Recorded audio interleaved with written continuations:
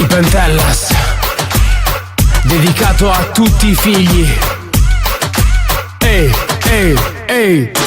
Inizia la mia giornata e la mia stanza è già incasinata. Le magliette sono tutte ammassate, dormo in un campo di patate. Sono disordinato, nell'armadio trovo anche mio cognato. Vado a scuola e torno a casa sfiancato. Entro in stanza e trovo tutto ordinato. Ma com'è possibile? Com'è stata sistemata la stanza?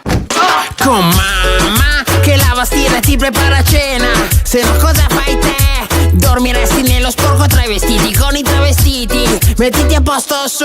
Con calma, voglio giocare a Fortnite fino a sera e non studiare più. Non mi stare addosso se per oggi non c'ho sbatti di studiare. Cazzeggio su YouTube.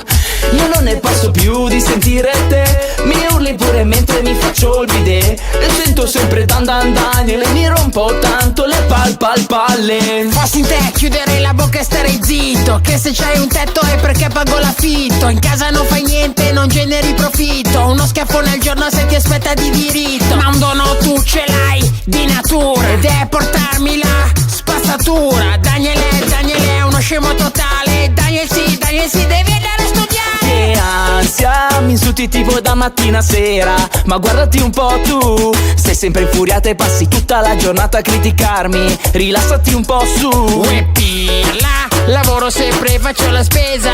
Cosa sai fare tu? Che tua mamma la tua età faceva già 60 se lavori. Sul pirla su YouTube. Condividi questo video se anche tua mamma ti stressa.